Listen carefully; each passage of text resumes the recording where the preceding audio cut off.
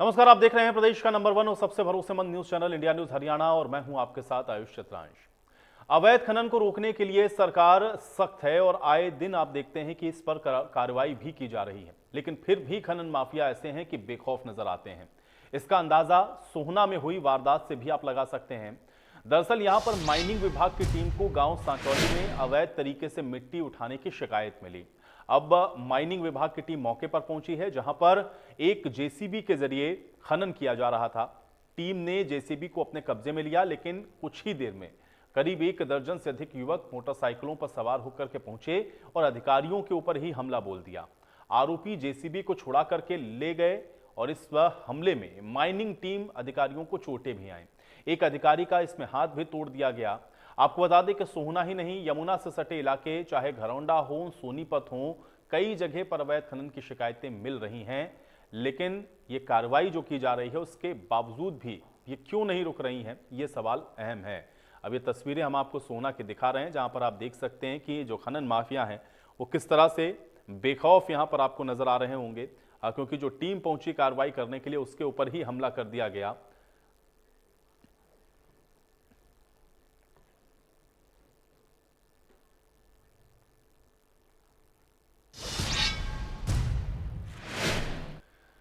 तो यमुना से सटे इलाके में भी अवैध खनन की शिकायतें लगातार मिलती रहती हैं। करनाल की अगर हम बात करें तो उत्तर प्रदेश के खनन ठेकेदारों ने यमुना का प्रवाह ही मोड़ दिया है।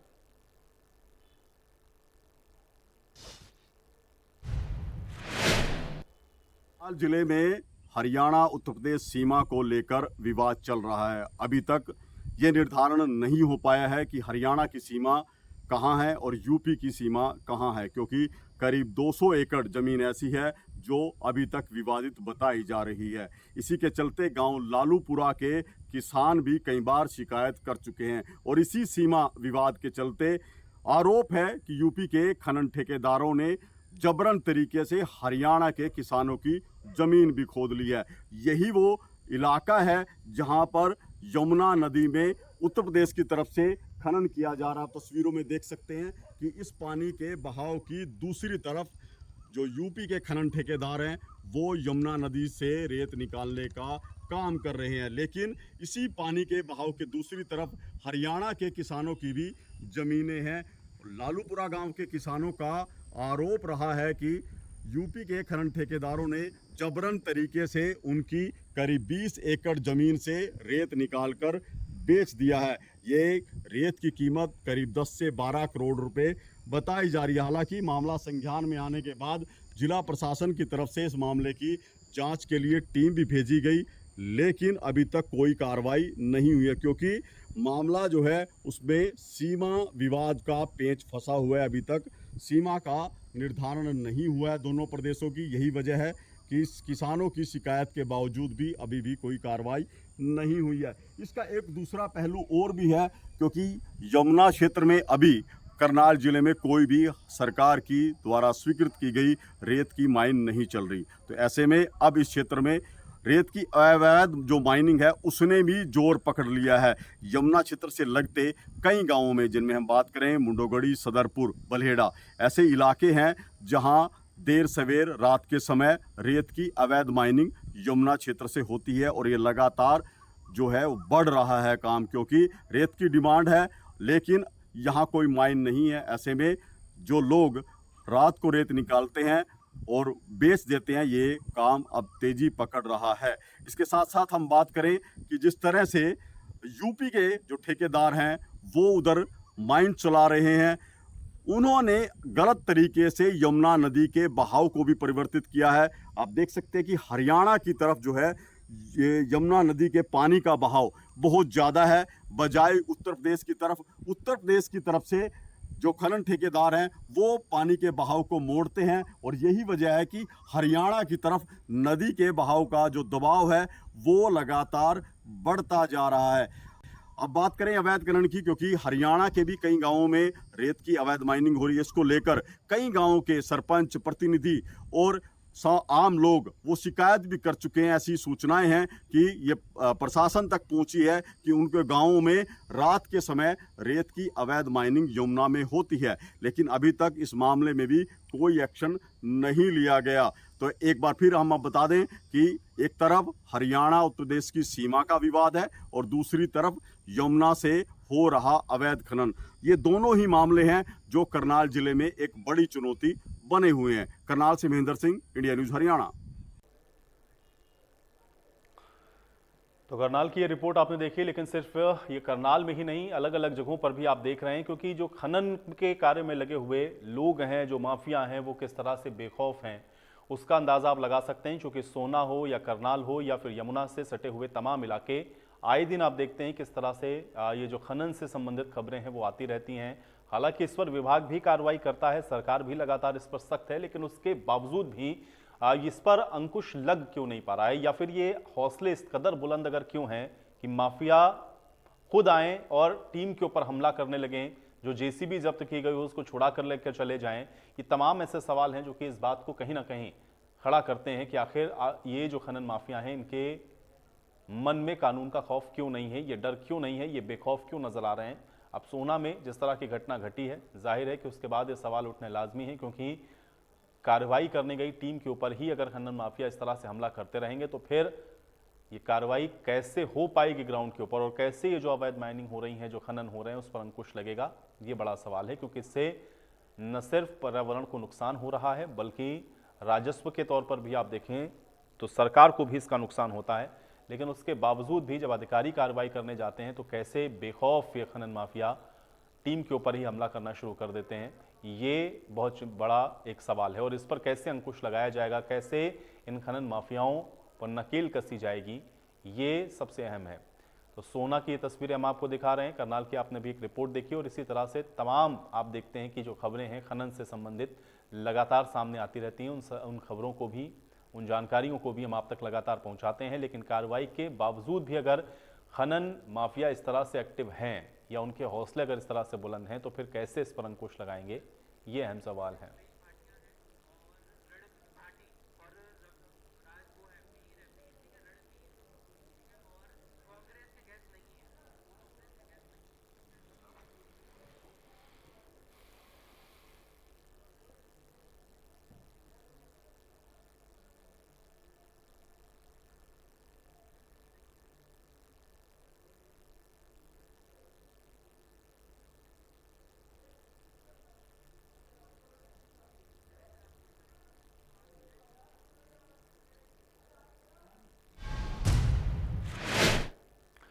और चलिए आज की बड़ी बहस के कुछ सवाल हैं, उस पर नजर डालते हैं, उसके बाद आज की इस चर्चा में आगे बढ़ेंगे। आज की बड़ी बहस का पहला सवाल यही है कि सख्ती के बावजूद भी खनन माफिया आखिर ये बेखौफ क्यों नजर आ रहे हैं। दूसरा सवाल यह है कि खनन माफियाओं को कानून का आखिर डर क्यों नहीं है। तीसरा सवाल यह है कि किसकी सांठगांठ से ये जो खनन का धंधा है वो फल फूल रहा है। ये तीनों सवाल बहुत महत्वपूर्ण हैं, क्योंकि एक तरफ तो कार्रवाई है, लेकिन दूसरी तरफ ये जो खनन माफिया हैं इनके हौसले क्यों बुलंद हैं, आज ये समझने की कोशिश करेंगे।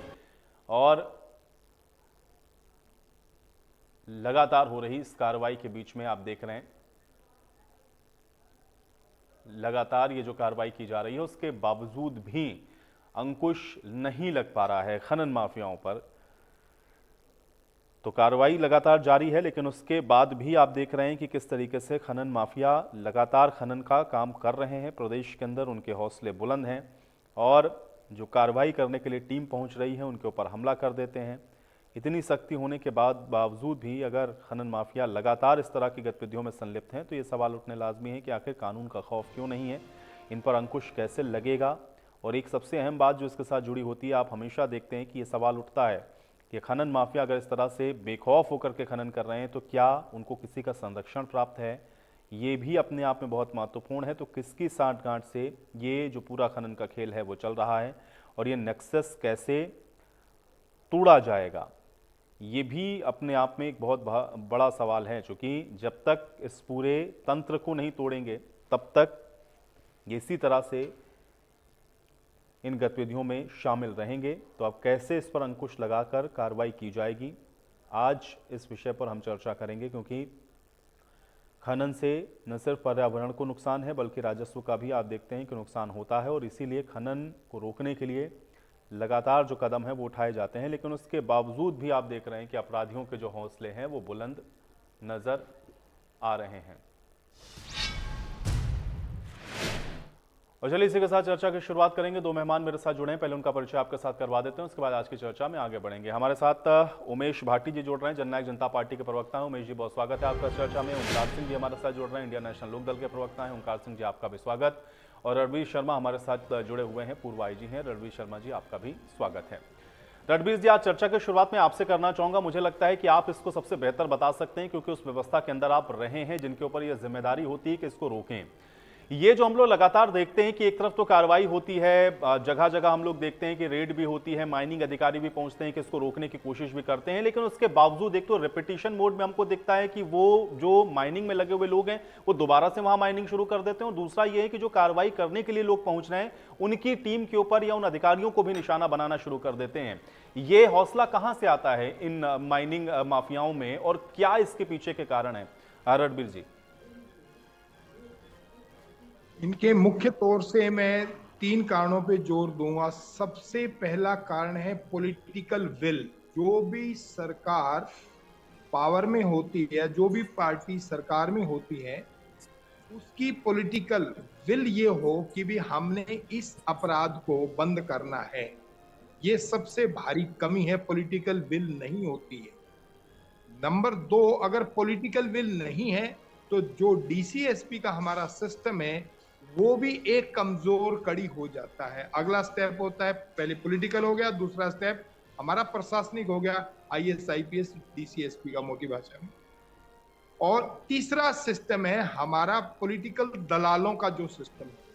हमारे राजनीतिक सिस्टम में ये पॉलिटिकल दलाल हैं जो आम तौर पे ठेके लेते हैं, जिनकी पहुंच प्रशासन पे भी होती है और राजनीतिक आकाओं से भी होती है। तो जो छोटी मोटी कार्रवाई माइनिंग डिपार्टमेंट या माइनिंग डिपार्टमेंट के साथ पुलिस डिपार्टमेंट करता है, उसको, क्योंकि इनका नेक्सस राजनीतिक पैटर्नर्स होता है, मतलब संरक्षण होता है उन लोगों को, तो वो उनको छुड़ा दिया जाता है।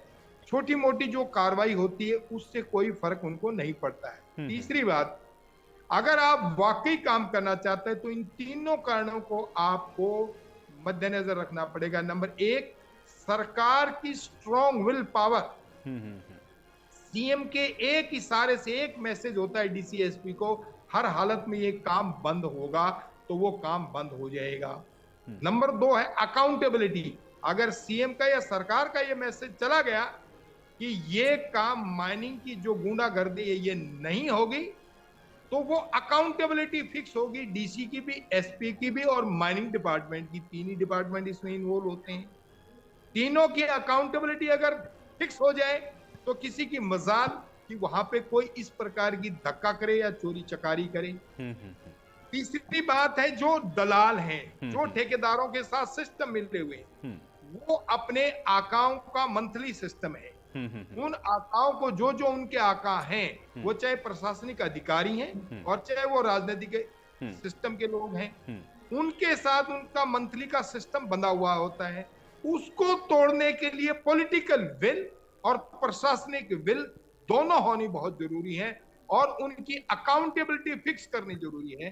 तो चाहे वो पॉलिटिकल है, उनके दलाल हो या उनके कार्यकर्ता, उनको ये मैसेज दे दिया जाए पार्टी की तरफ से, किसी की कीमत के ऊपर ये चोरी और डकैती बर्दाश्त नहीं होगी। दिस इज नॉट ए डकैती। लास्ट पॉइंट में इसमें बोलूंगा कि जो धाराएं हैं माइनिंग की, वो सिंपल एक चोरी की धारा में मुकदमा दर्ज करते हैं, क्योंकि मैं एसपी रहा हूं, यमुनानगर भी रहा हूं और आगे फरीदाबाद भी रहा हूं, जहां पे माइनिंग का मेन कहानी रहती है। जी जी जी। छोटी धाराओं से इनको कोई फर्क नहीं पड़ता। चोरी की क्या धारा है, बेलेबल ऑफेंस है, पर्चा दर्ज कर दिया, वो हमारी पुलिस और जो क्रिमिनल है वो नेक्सस हो जाता है, और वो सारा डिपार्टमेंट एक वो, मतलब उनका व्हाट यू कॉल दैट, मतलब पिक्चर उनको क्लियर होती है, भी पुलिस वाले पकड़ेंगे, मुकदमा दर्ज करेंगे, वकील हमारी जमानत करा दे। तो ये जो एक्सपोज सिस्टम है हमारा क्रिमिनल जस्टिस सिस्टम का, वो चाहे पुलिस हो, चाहे वकील की हो, चाहे जुडिशरी का हो, वो एक एक्सपोज है उन क्रिमिनल्स को कि कोई खास बात नहीं पड़ती है, हम चोरी भी करेंगे तो हमें छुड़ा लिया जाएगा। तो उसके लिए जो धाराएं हैं हमारी आईपीसी की, वो स्ट्रॉन्ग धारा में उनका पर्चा दर्ज करना पड़े। एक छोटा सा अध्यादेश सरकार की तरफ से जारी होगा कि हमें हर कीमत पे ये चोरी बदमाशी बंद करनी है, और अध्यादेश ये है कि ये आईपीसी की जो धाराएं हैं ये सरकार की प्रॉपर्टी है, और इस प्रॉपर्टी में अगर कोई चोरी नहीं, ये डकैती है, धक्के से वो अगर कोई डकैती करता है या किसी को मारपीट करता है तो वो 307 का मुकदमा होता है। जब ये सख्त धाराओं का प्रयोग होगा प्रशासन की तरफ से, स्ट्रॉन्ग विल पावर की तरफ से और अकाउंटेबिलिटी के साथ, तो ये सिस्टम हर कीमत पर बंद हो सकता है। अदरवाइज आप कितना ही जोर लगा लो, ये बंद नहीं हो सकता, ये अटैक होते रहेंगे। बहुत बहुत धन्यवाद। उमेश जी, देखिए रणवीर जी ने बहुत महत्वपूर्ण बातें कही हैं, लेकिन थोड़ा सा इसका हम लोग राजनीतिक तौर पर भी देखने की कोशिश करते हैं, क्योंकि सरकार के आप लोग साझेदार हैं और लगातार हम लोग देख रहे हैं, क्योंकि सरकार ने तो पहले दिन से ये कहा कि किसी भी तरीके का भ्रष्टाचार उसको एक तो हम बर्दाश्त नहीं करेंगे, दूसरा ये है कि माइनिंग बहुत बड़ी समस्या थी, उस पर अंकुश लगाने के लिए हम लोग लगातार कार्रवाई कर रहे हैं। फिर सवाल यह है कि अगर इतना सख्त आप लोग इसके ऊपर एक्शन ले रहे हैं तो ये जो माफिया उनके हौसले बुलंद क्यों हैं, और क्यों जो टीम आपकी जा रही है उसको ही निशाना बना ले रहे हैं? कैसे रोकेंगे भाटी जी इसको आप लोग? देखिए, बिल्कुल जो कुछ हुआ है बहुत गलत हुआ है और ऐसा होना नहीं चाहिए। हरियाणा के अंदर अगर आप देखें तो दोनों सरकार भाजपा की और जसपा की मिलकर जीरो टॉलरेंस पे काम कर रही है। जहां भी कहीं पे भी इस तरीके से गलतियां होती हैं तो उस पर एकदम जो है सरकार जो है उनके ऊपर एक्शन लेती है। ये भी जो हुआ है माइनिंग का, जो अभी हमारे रणवीर जी बता रहे थे, जो है ना पूरी डिटेल में सारी बात बताई, किस तरह से एक नेक्सस बना हुआ है पूरा, और वो नेक्सस जो काम करता है और कहीं ना कहीं जो है वो कानून की बारीकियों को भी समझता है और कानून की बारीकियों का वो फायदा जो है उस चीज को वो उठा रहा है। तो ये जो कानून में भी फेरबदल की बहुत जरूरत है, क्योंकि जब तक इनके ऊपर कड़ा एक्शन नहीं होगा और इनके ऊपर जो है ये जो बेलेबल ऑफेंस है, नॉन बेलेबल ऑफेंस नहीं बनेगी, इनको जेल की यात्रा नहीं मिलेगी इनको, तब तक इनके हौसले इस तरीके से बुलंद रहेंगे।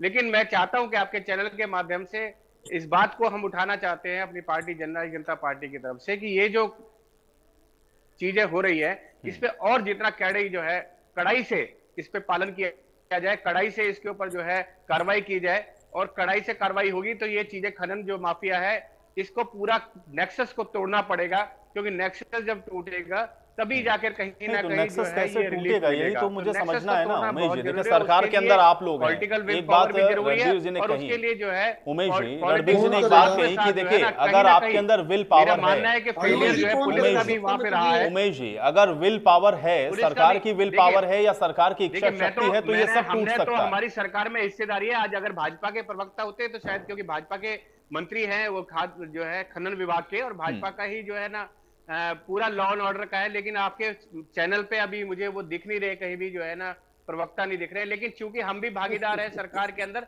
तो सरकार के भागीदार होने के साथ साथ मैं आपके चैनल के माध्यम से इस बात को कह रहा हूं कि ज्यादा से ज्यादा कानून को कड़ाई में पालन करना पड़ेगा और कड़ाई से पालन करके इस नेक्सस को तोड़ना पड़ेगा। नेक्सस टूटेगा तभी जाके ये चीजें खत्म होंगी। ओंकार जी, क्या वजह आपको नजर आती? आयुष जी, देखिए बहुत अफसोस की बात है। देखिए आपने तो अपनी जिम्मेवारी निभाई। जब भी कोई घटना होती है, चाहे वो मेवात की हो, नूह की हो, यमुनानगर की हो, अम्बाला की हो, करनाल की हो या सोना की हो, आप चैनल पर डिबेट रखते हैं। लेकिन अफसोस डिबेट रखते हैं, हम सब चिल्लाते भी हैं, बोलते भी हैं, कानून वहीं का वहीं रह जाता है और अपराधी वहीं के वहीं है। इसके पीछे जड़ तो हमें देखनी है और सबको मालूम है इसके पीछे जड़ क्या है। इसके पीछे मेन जड़ तो है अपराधी, पुलिस और राजनेता गठजोड़। जो ये मंथलियां है ना, सबसे बड़ी कमी जो यहीं पे है। आप जितनी मर्जी कोशिश कर लो, जितनी मर्जी डिबेट कर लो, कानून भी सख्त बना लो, लेकिन जब तक सिस्टम खत्म नहीं होगा ये, तब तक नेक्सस टूटेगा नहीं, तब तक ये काम नहीं होने वाला। आपने पूछा कि अपराध क्यों नहीं थमता, उसका कारण यही है क्योंकि बिना किसी के संरक्षण के किसी की इतनी हिम्मत नहीं है कि वो किसी अधिकारी पर हाथ उठा दे। या तो डीएसपी का मर्डर भी कर दिया जाता है, उस पर जीप चढ़ा, ट्रैक्टर चढ़ा दिया जाता है। तो ये तो बहुत अफसोस की बात है। और मेरे भाई भाटी जी कह रहे थे कानून सख्त होना चाहिए। भाई कानून बनाने वाले भी आप हो, लागू करने वाले भी आप हो। वो दूसरी बात है कि आप एक छोटा पार्ट हो, बड़ा पार्ट बीजेपी का। और देखिए आयुष जी, सबसे बड़ी बात है, मुख्यमंत्री महोदय कहते हैं कि भ्रष्टाचार किसी भी कीमत पर बर्दाश्त नहीं, भ्रष्टाचारी को बख्शा नहीं जाएगा। और मेरी नॉलेज में ऐसे थाने हैं, महत्वपूर्ण थाने, जिनके एसएचओ वो हैं जिन पर करप्शन एक्ट की धारा 7 और 13 का पर्चा दर्ज है। ऐसे व्यक्तियों को फील्ड में नहीं लगाना चाहिए। ये सरकार की जिम्मेवारी है विपक्ष तो बता ही सकता, मैं बता सकता हूं। मैंने एक आरटीआई भी लगाई कि कौन से भ्रष्टाचारी फील्ड की पोजीशन में लगे हैं। अभी तक जवाब नहीं आया, लेकिन मेरे को अपने सोर्सेज से पता है कि इस पर करप्शन एक्ट का पर्चा है। आज हम अगर ये खनन की बात करने के लिए बैठे हैं तो इसके लिए हमें कम से कम 2 नेक्सस तोड़ने पड़ेंगे। पहला नेक्सस अपराधी, नेता और पुलिस, इनका गठजोड़ तोड़ना पड़ेगा। जो भी पुलिस अधिकारी करप्ट हैं उनको कहीं भी फील्ड में ना लगाया जाए, और जिनकी संभावना है कि ये करप्शन में आ सकते हैं उनको भी ना लगाया जाए। ईमानदार और दबंग अधिकारियों को हमेशा फील्ड में लगाया जाए। दूसरा, पॉलिटिकल विल पावर, मेरे भाई साहब ने बोला, बड़े भाइयों ने, वो तो बहुत जरूरी है। जब तक पॉलिटिकल विल पावर नहीं होगी ये समाप्त नहीं हो सकती। इसके अलावा एक और बहुत बड़ा नेक्सस है जिसको हम इग्नोर कर देते हैं, बेरोजगारी, नशा और अपराध। यहीं से तो शुरू होती सारी बात। जब बेरोजगारी होती है तो बेरोजगार व्यक्ति नशे की लत में पड़ता है और नशे की आवश्यकता पूरी करने के लिए अपराध की ओर प्रेरित होता है। ये गठजोड़, ये नेक्सस भी हमें तोड़ना है। आप देखिए हमारे यहाँ पे अपराध लगातार बढ़ रहा है। हरियाणा में अपराध की स्थिति ठीक नहीं है, और 3-4 महीने में केंद्रीय सरकार की, प्रधानमंत्री की सोशल इंडेक्स रिपोर्ट एक आई थी, उसमें बताया गया था कि हरियाणा सामाजिक स्थिति से सबसे निचले स्तर पर है। मतलब यहाँ पे अपराध की स्थिति बहुत गंभीर है। लेकिन फिर भी हमारे गृह मंत्री कोशिश करते हैं, वो कहते हैं मैं गब्बर हूं, लेकिन गब्बर बनने से, गब्बर कहलाने से अपराध खत्म नहीं होगा। अपराध खत्म होगा आपके प्रयासों से। आप जो भ्रष्टाचारी हैं, जो भ्रष्टाचारी एसएचओ लगे हुए फील्ड में, उनको पीछे कीजिए, उनकी जगह स्वच्छ छवि के अधिकारी लेके आइए। लेकिन अफसोस, मंत्रियों को ऐसे चमचे चाहिए होते हैं जो उनके तलवे चाटे, जो उनकी जी हजूरी करें। ऐसे व्यक्तियों को फील्ड की पोस्टिंग दे दी जाती है। अगर मेरे से कोई जेजेपी या बीजेपी का अधिकारी या कोई इनका प्रवक्ता पूछेगा तो मैं इनको बताने के लिए भी तैयार हूं कि कौन से अधिकारियों पे, कौन सी इंस्पेक्टर के ऊपर करप्शन एक्ट का पर्चा दर्ज है, और वो फील्ड में लगे हुए हैं, जनता के ऊपर लगे हुए हैं, और वो आज भी झूठे मुकदमे दर्ज करते हैं और सरेआम कानून की उल्लंघना करते हैं, क्योंकि उनके मंत्रियों से अच्छे ताल्लुकात हैं, इसलिए पोस्टिंग पर बैठे हैं। आज अगर हम खनन के ऊपर बैठे हैं तो खनन के लिए तो हमें 2 नेक्सस जरूर तोड़ने हैं, अपराधी, नेता और पुलिस का। दूसरा नेक्सस नशा, बेरोजगारी और अपराध। बिल्कुल, चलिए ओंकार जी, बहुत बड़ी बातें आपने और महत्वपूर्ण बातें कही हैं, और मुझे लगता है कि इस पर अगर फोकस करें तो शायद हो सकता है कि हम इसके समाधान की ओर बढ़ जाएं। बहरहाल मैं रणबीर जी का भी रुख कर लेता हूं। जमानत हो जाती है, ठीक है, इसके लिए हमारे को कानून में ओंकार बदलाव जी, करना भी ओंकार बहुत जी, जरूरी है। ठीक है। और मैं तो ये कहूंगा कि अगर खनन की जितनी आवश्यकता है, कानून उसको नियंत्रित ठीक करे। है ओंकार जी, बात आ गई आपकी। मैं अभी रणबीर जी का रुख कर रहा हूँ। रणबीर जी, अभी आपने कहा, देखिए ये जो नेक्सस है, इसमें अगर हम इसको सही तरीके से नहीं तोड़ पाएंगे तो ये होता रहेगा, यानी कि हमको रिपीट होता हुआ दिखेगा। इसकी सबसे कमजोर कड़ी क्या नजर आती है? सब लोग अपनी अपनी जगह पे इतना स्ट्रांग है कि कोई भी इसमें एक कड़ी भी आप तोड़ नहीं सकते हैं। इस वजह से हमको इसके खिलाफ जो कार्रवाई हो रही है उसमें दिखता नहीं है कि हाँ कि हम इस पर अंकुश लगा पाए या इसकी कोई तस्वीर हमको नजर आती हो। क्या नजर आता है, ये क्यों नहीं टूट रहा है? रणबीर जी, आप मुझसे सवाल पूछ रहे हैं? जी जी रणबीर जी, देखो, मैंने बड़ा सिंपल सा इसमें बताया था कि भी हमारे 2 प्रवक्ता, भाटी जी भी जेजेपी से हैं और लोकदल से हमारे ओंकार जी हैं। मैंने बताया था कि ये कानून की कमी नहीं है, धाराओं की कमी नहीं है। ओंकार जी और भाटी जी की नॉलेज के लिए मैं बता दूं कि धाराएं हमारे पास हैं। मैंने बताया कि पहले सरकार का जो 0 टॉलरेंस का आदेश है ना, उसकी पालना में अकाउंटेबिलिटी फिक्स होनी चाहिए। अगर आप एक डीसी की और एसपी की और माइनिंग 3 ऑफिसर है जो कंसर्न है, तीनों की आप एक बार अकाउंटेबिलिटी फिक्स कर दीजिए कि आपके इलाके में जब हमारी सरकार की 0 टॉलरेंस है करप्शन के लिए, तो ये क्यों नहीं हो रही है? तो इसके जस्ट मेरे ख्याल 1 घंटे के अंदर वो एक्शन में आ जाएंगे तीनों ऑफिसर, माइनिंग ऑफिसर भी, पुलिस ऑफिसर भी, उसके साथ एसएचओ भी, उसके साथ डीएसपी भी और उसके साथ मजिस्ट्रेट भी। ये चारों ऑफिसर जब एक्शन में आएंगे और उस वक्त इन चोरों पे, ये चोर नहीं, ये डकैत हैं, डकैती की धाराएं लग जाएं, डकैती की और एक्सटॉर्शन की, कि वहां से जबरदस्ती वो एक्सटॉर्ट कर रहे हैं। और डकैती की धाराओं के साथ साथ अगर वो अटैक करते हैं तो 307 कि ये हमें जान से मारने की लिए पड़े हैं, जैसे इस केस के अंदर है या नू वाले केस में था, उसमें 302 हुआ, इसमें 307 होनी चाहिए। तो जब हमारे ऑफिसर को जो जूनियर लेवल के हैं, एसएचओ और माइनिंग ऑफिसर है, उनको ये भरोसा होगा कि डीसी, एसपी और सरकार हमारी मदद करेगी, तो एसएचओ हिम्मत ही नहीं कोई चोरी होने देगा। उसको एक बार आप खुला हाथ दे के देखिए। अब गब्बर वाली जो बात है, होम मिनिस्टर वाली, गब्बर की तो आपने देखा ही होगा जिसका सिस्टम है, उन्हें बोलो कि वो धर्मेंद्र बने या अमिताभ बच्चन बने, गब्बर का सिस्टम तो अलग था। तो वो जब तक उस सिस्टम में नहीं आएंगे कि भाई हाँ हमने इस डकैती को रोकना है और इस क्राइम को रोकना है, तो ये लोग सारे के सारे जो हमारे डीसी एसपी हैं, ये अमिताभ भी नहीं बनेंगे, रणवीर जी, मतलब धर्मेंद्र भी बनेंगे। आप और ये फिर मान रहे हैं कि जो विल वो पावर है डकैतों वो को नहीं है, पकड़ेंगे। या जो एक्शन लेने के लिए कहा जा रहा है, सिर्फ कहा जा रहा है, वो जमीन पर नहीं है? नहीं, उनकी एक बार अकाउंटेबिलिटी फिक्स करिए आप, जमीन पे हो जाएगा, क्योंकि उनको पेट्रोनोज मिला हुआ है। अब फर्ज करो आप यमुनानगर के अंदर में ओंकार जी बोल नहीं रहे थे, मैं नाम ही ले देता हूं कि अगर यमुनानगर में आप करो तो वहां के जो मंत्री हैं और मंत्री के साथ जो संतरी हैं, उनके मतलब जो कार्यकर्ता हैं, एक बार आप उनको पूछ के देखिए, वो 1 मिनट में ठेकेदार की सह को पकड़ेंगे, 1 मिनट में पुलिस को रोकेंगे। क्यों? पानीपत में इसी तरीके से, पानीपत में इसी तरीके से आप पानी आगे चलेगा, पंचकुला से लेकर के आगे कुरुक्षेत्र से लेके करनाल से लेके जितने भी जिले यमुना के साथ साथ हैं, उन सभी डीसी एसपी की अगर एक बार होम मिनिस्टर या मिनिस्टर मीटिंग करेंगे, तो मीटिंग करते ही ये मैसेज चला जाएगा कि भी अब ये डकैती और लूट नहीं होगी। द वर्ड इज डकैती और लूट। ये डकैती के साथ साथ लूट के मामले हैं सारे के सारे। इन धाराओं में जब हम पर्चा दर्ज करेंगे तो कोई भी ठेकेदार रणवीर जी, हिम्मत लेकिन नहीं जो करेगा, अधिकारी कोई भी दलाल करप्ट हैं, हिम्मत जिनकी नहीं ओर अभी करेगा। अभी एक ओंकार जी इशारा कर रहे थे कि बहुत सारे अधिकारी जिनको वो पर्सनली जानते हैं कि वो करप्ट हैं, अगर 120 करप्ट की धारा अधिकारी में है बोल वहां पर, तो वो कैसे रोकेगा? रणवीर जी, यस यस, दोबारा बोलिए।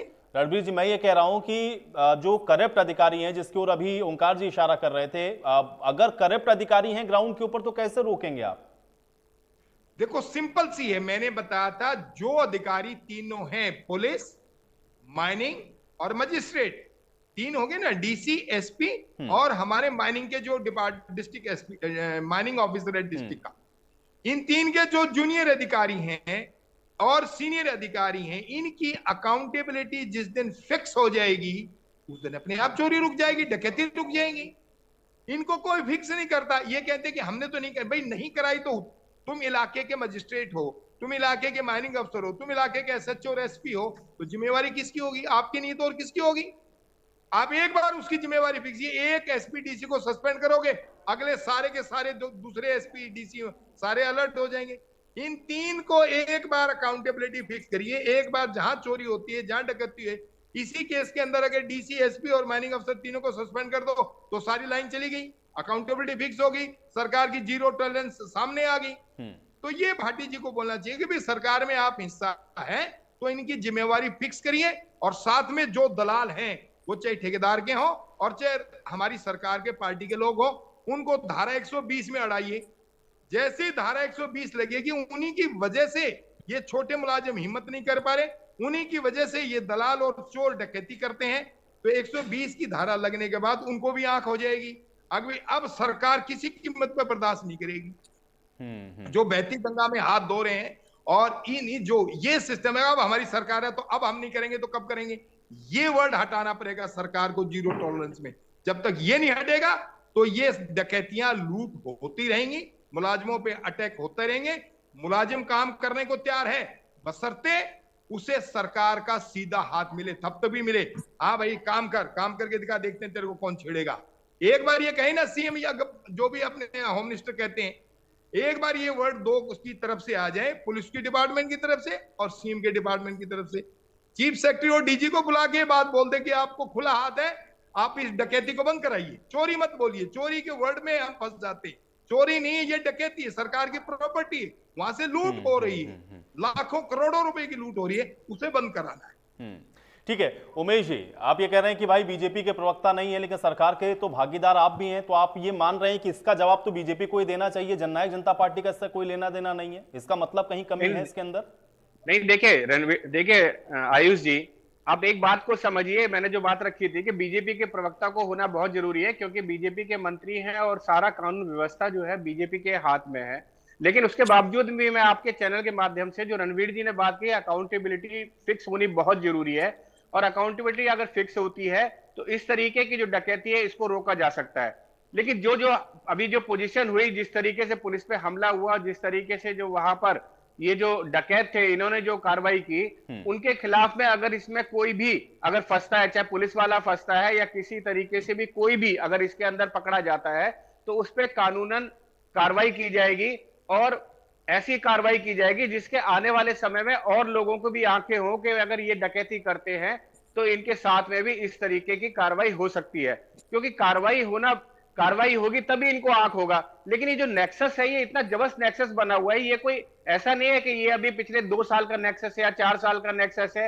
ये अगर आप देखें तो ये नेक्सस जो है पिछली सरकारों से चला आ रहा है। और पिछली सरकारों के अंदर भी आप देखेंगे इस तरीके खनन माफिया जो है किस मतलब फरीदाबाद से लेके फरीदाबाद, सोना, पानीपत, सोनीपत, जो ये पूरी बेल्ट है, इसके अंदर जो है खनन माफिया कांग्रेस के समय में बहुत ज्यादा सक्रिय था। लेकिन मेरा मानना है कि अब अगर देखें पिछले 4 साल से इक्का दुक्का ये जो केस हुए हैं, ये इक्का दुक्का केस है जो आए हैं। लेकिन ये केस भी नहीं होनी चाहिए। जब बात जीरो टॉलरेंस की है तो जीरो टॉलरेंस का मतलब है जीरो टॉलरेंस।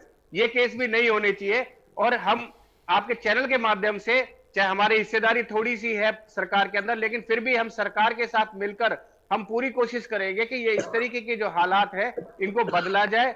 इनको जो है हमारे जो एसएचओ से लेवल, जो नीचे लेवल के जो लोग हैं, एसएचओ, सिपाही है, यही जो है वो फील्ड पे जाकर जो है इन लोगों को रोकते हैं, कानून व्यवस्था को बनाने के काम करते हैं। अगर हमें इनकी रक्षा करनी है तो इसके लिए पूरी अकाउंटेबिलिटी, पूरी बिल्कुल सही कहा रणवीर जी ने कि अकाउंटेबिलिटी इनके सीनियर्स की होनी चाहिए। क्योंकि अगर इनकी जान जाती है तो कहीं ना अकाउंटेबिलिटी ऊपर लोगों की भी है। तो अकाउंटेबिलिटी भी बहुत जरूरी है, बिल्कुल ठीक कहा रणवीर जी ने। लेकिन पूरी कार्रवाई होगी और आप देखेंगे आने वाले 1-2 दिन के अंदर आप देखेंगे ये पूरा नेक्सस जो है तोड़ने का काम पूरा किया जाएगा इसके अंदर। ओंकार जी। आयुष जी, मैंने अपनी जिंदगी में पहली बार किसी प्रवक्ता को मजबूर होते देखा है। और वो मजबूर प्रवक्ता जेजेपी का, बहुत अफसोस की बात कर रहा हूं, ये कह रहे हैं कि हमारा हिस्सा थोड़ा सा है। अरे भाई, आप सरकार चला रहे हो, गठबंधन की सरकार चला रहे हो, मुख्यमंत्री और उप मुख्यमंत्री बार बार कहते हैं हमारा गठबंधन मजबूती से चल रहा है, फिर आप मजबूर क्यों हो, पहले तो ये बताइए। दूसरी बात, आपने कहा कि ये पिछली सरकारों में भी होता था। अरे पिछली सरकारों में होता था, अब जनता ने तुम्हें मौका दिया है, क्योंकि उन सरकारों में कुछ कमियां थी जिसकी वजह से आपको मौका दिया। आप अपनी जिम्मेवारी से ये कह के नहीं भाग सकते। और देखिए, मैं अपने भाई रणवीर जी की बात से बिल्कुल सहमत हूं, लेकिन रणवीर जी, मेरी एक बहुत छोटी सी रिक्वेस्ट है कि जिन अधिकारियों पर करप्शन एक्ट की धारा 7 और 13 का पर्चा दर्ज मेरी नॉलेज में है, वो एसएचओ लगे हुए हैं और मंत्री के स्थान पर लगे हुए हैं। बहुत अफसोस की बात है, जिस पर पर्चा दर्ज है और कोर्ट में केस भी लंबित है, जांच भी लंबित है, उस अधिकारी के ऊपर अगर वो अधिकारी अगर फील्ड में बैठा है तो आप क्या समझते हो, अच्छा काम कर रहा होगा? आप क्या समझते हो, दूध का दूल्हा होगा? ये बात मुख्यमंत्री को भी संज्ञान में लेनी चाहिए कि ऐसे अधिकारियों को कम से कम रेस से बाहर करे, फील्ड की नौकरी छोड़कर दफ्तर में कहीं जगह दे दे उनको। और दूसरी, एक मेरे भाई ने बोला विल पावर बहुत जरूरी है। जब तक पॉलिटिकल विल पावर नहीं होगी ये काम खत्म हो ही नहीं सकता। अकाउंटेबिलिटी उससे भी ज्यादा जरूरी है, क्योंकि अगर हम अकाउंटेबिलिटी फिक्स कर देंगे तो जिस अधिकारी की अकाउंटेबिलिटी फिक्स होगी, बाकी के जिले वालों के लिए एक रोल मॉडल बनेगा कि देखिए वहां के एसपी डीएसपी का ये हाल हुआ, कल को हमारा भी होगा।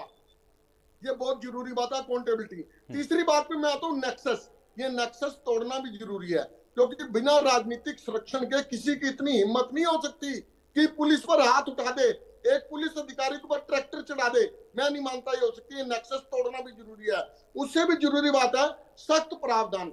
मेरे भाई रणवीर जी ने बिल्कुल ठीक कहा, एक चोरी का पर्चा दर्ज होता है, बहुत छोटा पर्चा है, इसके लिए कानून में प्रावधान सत्ता पक्षी तो बनाएगा। अगर हमारी सरकार आएगी हम बनाएंगे। आज बीजेपी जेजेपी की सरकार है, लेकिन मैं देख रहा हूँ एक मजबूर प्रवक्ता बार बार कह रहा है कि बीजेपी का प्रवक्ता होना चाहिए। अरे भाई, बीजेपी का है या नहीं है? आप सत्ता के साझीदार हो, आप बताओ आप क्या कर रहे हो। और सबसे बड़ी बात है, मैं फिर वही कहूंगा, भ्रष्टाचारी लिस्ट मेरे पास भी है, लिस्ट सरकार के पास भी है। ऐसे भ्रष्टाचारियों को फील्ड में नौकरी ना दी जाए। अगर एसपी महोदय मेरी बात को सुन रहे हैं, उनको भी मालूम है किस भ्रष्टाचारी की बात कर रहा हूं। उनको भी चाहिए कि ऐसे भ्रष्टाचारियों को कम से कम फील्ड में नौकरी ना दे, आप अपने कार्यालय में बिठाइए। अगर भ्रष्टाचारी को हम अंकुश लगाने की बात करते हैं, जीरो टॉलरेंस की बात करते हैं, और भ्रष्टाचारी फील्ड में है, मैं नहीं मानता सरकार का उद्देश्य पूरा हो पाएगा। इसके लिए सख्ती जरूरी है, एक मैसेज देना जरूरी है। सबसे बड़ी बात है, कोई छोटी सी भी घटना होती है, समाज पर उसका इफेक्ट आता है। ये नेक्सस, दो तरह के नेक्सस, फिर बोलूंगा, बेरोजगारी, नशा और अपराध, ये एक अलग तरह का नेक्सस है। दूसरा, नेता, पुलिस और अपराध, ये तीनों का नेक्सस अलग तरह का। दोनों नेक्सस टूटने जरूरी है, तब हम अपने समाज को अच्छी सही दिशा में ले जा सकेंगे, एक विकसित समाज की ओर अग्रसर हो सकेंगे। उमेश भाटी जी, आयुष जी, मजबूर क्यों है इतना? हाँ आयुष जी, मेरे साथी ओंकार जी ने जो है बार बार एक बात कहा कि हम लोग मजबूर है। मैंने आपने सामने चैनल पे पूरी तरीके से खुल के ये बोला है कि अगले आप 2-3 दिन के अंदर देखेंगे किस बहुत तरीके अच्छी की बात है। कार्रवाई जो है सरकार करेगी। और सरकार जो बहुत अच्छी जीरो बात है, टॉलरेंस की तारीफ के बात काबिल हमने है। की है, तो जीरो टॉलरेंस हम कर रहे हैं और करके दिखाएंगे। और दूसरी बात मैंने ये रखी थी कि नेक्सस, मैंने जो बात करी थी कि नेक्सस जो है आज का नेक्सस नहीं है कि ये कोई भारतीय जनता पार्टी और जननायक जनता पार्टी की सरकार बनी और सरकार में नेक्सस तैयार हुआ और इस तरह के काम शुरू हो गए। ये नेक्सस आप में यकीन मानेंगे कि अगर आपने आंकड़े आप उठा के देखेंगे, कांग्रेस के समय के आप आंकड़े उठा के देखें, तो किस तरीके से खुलेआम उस समय पे जो है जमुना के अंदर किस तरीके से रेती निकाली जाती, पहाड़ों को किस तरीके से तोड़ा जाता था, जमीनों को किस तरह से खोदा जाता था।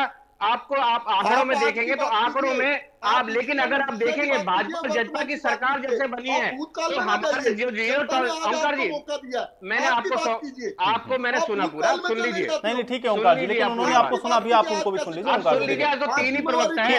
ठीक है आज तो ओंकार जी, आज लेकिन तो अभी 3 ही सुनिए। प्रवक्ता है, आप क्यों बोल रहे हो? आप फिर बोल लेना बाद में दोबारा से। तुम्हारी है, आपके बीच में नहीं बोला। आप नहीं, उनकी ही ड्यूटी है भाई ओंकार जी, उनकी ही ड्यूटी है और इसीलिए वो बता रहे हैं, लेकिन कंपेयर तो करना पड़ेगा ना।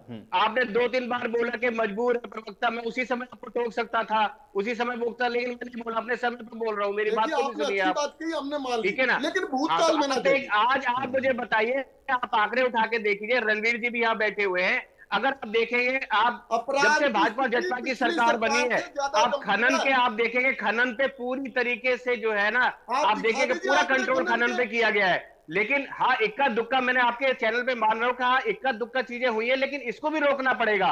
और इसको रोकने के लिए पूरे नेक्सस को जिस तरह से पहले तोड़ा गया है, उसी तरीके से नेक्सस को तोड़ा जाएगा। और जहां तक पॉलिटिकल विल पावर है, तो पॉलिटिकल विल पावर बहुत स्ट्रांग है। भाजपा और जजपा की जो सरकार है, ये पॉलिटिकल विल पावर में पूरी स्ट्रांग है। कहीं भी ऐसा अगर लगता है कि कहीं भी किसी नेता का भी हाथ इसमें निकलेगा, तो उसके ऊपर भी कार्रवाई होगी। खाली पुलिस वालों पे कार्रवाई नहीं होगी, उन नेताओं पे भी कार्रवाई होगी। क्योंकि एक मैसेज जब तक समाज में मैसेज नहीं जाएगा कि जो गलत है वो गलत है और गलत के ऊपर एक्शन लेना बहुत जरूरी है, तो हमारी सरकार पुलिस वालों पे भी एक्शन लेगी। अगर उसमें कोई गलत पुलिस वाले निकलते हैं, अगर कोई राजनीतिक आदमी उसमें इन्वॉल्व है, तो उस पर भी एक्शन लिया जाएगा। कहीं भी किसी भी तरीके से हम लोग ना तो मजबूर है, हम मजबूर नहीं, हम मजबूत है। आपको साफ बता दूं, ये सरकार ये है, मजबूत सरकार है, मजबूर सरकार नहीं है। कार्रवाई होगी, आपके चैनल पे दोबारा बैठेंगे और आपके चैनल पे दिखाएंगे किस तरह की कार्रवाई की गई है। तो ओंकार जी, आपके सामने सारी चीजें होंगी। रणबीर जी क्या कहना चाह रहे हैं?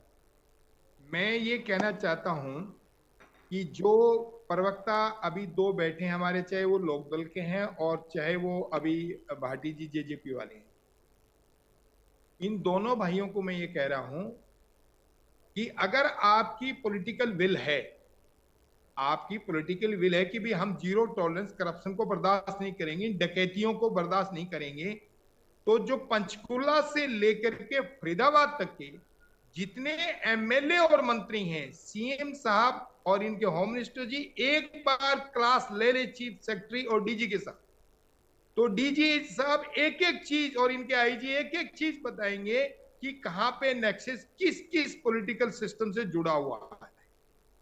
और जो पुलिस अधिकारी हैं, चीफ सेक्रेटरी और डीजी, वो ये बताएंगे हमारे कौन कौन से अधिकारी उसमें मिले हुए हैं। तो ये ओंकार जी ठीक कह रहे हैं कि जो भ्रष्ट अफसर डिक्लेयर हो चुके हैं, वो उस इलाके के एसएचओ ना हो, उन इलाकों में डीसी एसपी ना हो, उन इलाकों में वो माइनिंग डिस्ट्रिक्ट ऑफिसर ना हो, तो ये नेक्सस यहां से पनप रहा है, वो चाहे किसी की भी सरकार है, ABCD, मैं किसी का नाम नहीं लूंगा, हर सरकार में ये नेक्सस इसलिए रहता है कि यहां सबसे बड़ा लालच इन्वॉल्व होता है। वो रेता इतना महंगा मिलता है कि उससे इतनी आमदनी होती है और उसमें मेहनत कम है। जहां मेहनत कम है, JCB से खुदाई करी, ट्रक में डाली और आगे फुटों के हिसाब से बेच दी, तो उसमें लालच इन्वॉल्व। एक वर्ड आया बेरोजगारी और नशे का, ये भी इसमें प्लस पॉइंट है। बेरोजगार आदमी जो है वहां पे बहुत कम उधर हो पाते हैं। बेरोजगार तो शराब शुरू छोटे ऑफेंस करते हैं, जैसे जुए का, सट्टे का, शराब का करते हैं, वहां माइनिंग तक उनको नहीं जाने दिया जाता है। जो नशेड़ी है वहां भी उनको भी नहीं जाने दिया जाता है। मैं ओंकार जी की नॉलेज के ला रहा हूं, क्योंकि मैं उस अधिकारी वहां पोस्टों पे रहा हूं। वहां पे ना तो बेरोजगारों को कोई लायक है, ना उनके साथ कोई नशेड़ियों की है। वहां तो जो भ्रष्ट अफसर हैं वो राजनीतिक लोगों से मिलकर के और इस माइनिंग डिपार्टमेंट से मिलके और कानून का लूप होल, जो चोरी का सिस्टम बना के और अपने वो खाना पूर्ति पूरी कर देते हैं, खाना पूर्ति पूरी करते हैं, अब FIR दर्ज कर। तो भाटी जी जो आप कह रहे हो कि इक्का दुक्का नहीं है, पूरा नेक्सस पंचकुला से लेके फरीदाबाद होटल, मेरे को तो एक एक लाइन चेक करी हुई है मैंने, वहां तक ये नेक्सस लगातार चल रहा है। करोड़ों रुपयों का सरकार को गजब का नुकसान हो रहा है। अगर सरकार रेवेन्यू चाहती है, केवल माइनिंग को रोकने से ही इतना रेवेन्यू आ जाएगा, जो आपके ऊपर करोड़ों रुपए का कर्जा चढ़ा है उसे उतारने में कामयाब हो जाओगे। अभी तो आप घाटे का बजट पेश कर रहे हो। अगर मेरी बात आप मान लो तो एक बार ये जो MLAs हैं इनके साथ CM की, होम मिनिस्टर की मीटिंग और प्लस चीफ सेक्रेटरी और DG की मीटिंग, और उनको ये मैसेज क्लियर कर दी जाए कि कम व्हाट में, कुछ भी हो, अब हर हालत से डकैती, चोरी का वर्ड ही काटा मार दो, ये डकैती ये अध्यादेश से ही जारी हो जाए, इसमें कुछ भी करने की जरूरत नहीं। ऑलरेडी डकैती की धारा है, लूट की धाराएं हैं, उन धाराओं लेकिन का रणवीर जी, आपके पास तो एक बहुत लंबा प्रशासनिक अनुभव है, मुझे ये बताइए कि क्या कभी भी, क्योंकि मौजूदा सरकार से लेकर के या इसके पूर्व की सरकारों तक अगर रणवीर जी हम लोग जाएं, तो क्या किसी भी सरकार में ये विल पावर आपको नजर नहीं है? आप मेरे से पूछ रहे जी सवाल? जी जी। ऐसा है, जो विल पावर नहीं, इनका जो नेक्सस है ना, मैंने बताया कि जो जिस तरह से शराब के ठेकेदार हैं, उसी तरह से जो माइनिंग के ठेकेदार हैं, ये इनके इन प्रकार 3 काम करते हैं। वो पहले तो ठेका ले लेते हैं किसी भी तरीके से माइनिंग का।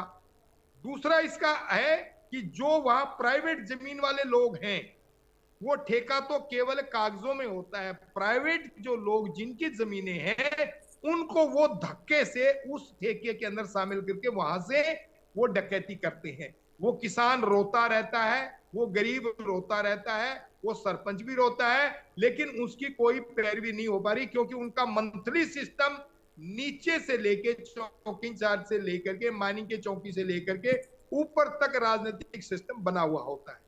तो इसको तोड़ने के लिए मैंने सबसे पहले बताया कि राजनीतिक सिस्टम को मजबूत करना पड़ेगा, कि सरकार की, जो भी सरकार में पार्टी हो, वो इतनी मजबूत हो कि ये बर्दाश्त से बाहर है, और उसका जितना रेवेन्यू आता है उस रेवेन्यू को सरकार के विकास में यूज किया जाए। ये सिस्टम करना जरूरी है। ये आराम से टूट सकता है, इसमें कुछ भी नहीं है। केवल 2 ऑफिसर, चीफ सेक्रेटरी और DG, इनको एक बार कॉल करके सख्ती से मैसेज दे दीजिए कि DG साहब, अगर CM ये बात बोल देगा, होम मिनिस्टर ये बात बोल देंगे, मंत्री ये बात बोल देंगे कि हमने ये 0 टॉलरेंस का ऑर्डर दे दिया है, अब आप दोनों की जिम्मेवारी है कि कोई भी DCSP या कोई भी नीचे का अधिकारी, DCSP को मैसेज आएगा, DCSP से SHO माइनिंग के चौकी इंचार्ज को जाएगा, और जब सबकी गर्दन फंसती हुई नजर आएगी अकाउंटेबिलिटी के अंदर, तो ये सारा सिस्टम एकदम फ्लैट बंद हो जाएगा, कोई ठेका लेना छोड़ देगा, सरकार अपने आप बेचे इस रेती को। रणवीर जी एक सवाल अभी आयुष जी ने किया था कि आप क्या इस जो सरकार चल रही है इसी की विल पावर स्ट्रांग नहीं है, या कि पिछली सरकारों का भी विल पावर स्ट्रांग नहीं था? क्योंकि आप काफी समय से थे आप इसके अंदर, आप कांग्रेस के समय में भी आप अधिकारी थे। मैं तकरीबन सभी की सरकारों में खुद SP रहा हूं। उन SPओं के सरकार की जो 0 टॉलरेंस है, मैंने बताया 0 जो टॉलरेंस है, वो सरकार की नहीं हो पाती, क्योंकि वो जो कार्यकर्ता रूपी ठेकेदार हैं या दलाल हैं, वो सरकार को मजबूर कर देते हैं कि हमें 2 रोटी खाने दो। इस सरकार में भी है, पिछली सरकारों में भी और मुझे है। लगता है कि जो जीरो टॉलरेंस कह रहे हैं उनको फिर गवाही ग्राउंड पर भी इसको करके दिखाना अभी पड़ेगा। यही सवाल आपने किया था, वही चीजें मैंने पूछी रणवीर जी से। नहीं नहीं, वो देखिए वही तो बात है ना, विल पावर जब तक है ना? नहीं होगी लेकिन तो वो सभी मैं सरकारों मेरा में सिर्फ कह रहे इतना हैं। कहना, मैं यही बात इस बात को रख रहा था आपके चैनल के माध्यम से कि जो पिछली सरकारें, जो कांग्रेस की सरकार जो पिछली गई थी, उस कांग्रेस की सरकार पे अगर खनन बात करें, खनन माफिया का, तो सबसे ज्यादा खनन माफिया जो है सरकार के ऊपर एक तरीके से उसने सरकार के ऊपर शिकंजा कसा हुआ था। और जो पंचकुला से लेके फरीदाबाद की बात करें तो मुझे भी ध्यान है कांग्रेस के सरकार के समय पे खनन इतना मतलब बेतरतीब चल रहा था कि बिल्कुल। आसपास के जो गांव और के लेकिन लोग अभी थे, वो मौजूदा भी जो वक्त है में मुझे वहां लगता है पर जो भाटी जी, अगर आप लोग थोड़ा सा चाह जाएं तो ये पत्थर रुक और वो सकता है। सब मेरे निकाल पास के- समय नहीं है, मुझे चर्चा को यहीं समाप्त करना पड़ेगा। शुक्रिया आप लोग का समय निकालने के लिए, चर्चा का हिस्सा बनने के लिए। तो हालांकि खनन माफियाओं के हौसले बुलंद हैं, लेकिन सरकार की अगर जीरो टॉलरेंस है तो सरकार इसको कैसे रोकेगी, ये देखना बहुत महत्वपूर्ण होगा। आज बड़ी बहस में मेरे साथ फिलहाल इतना ही।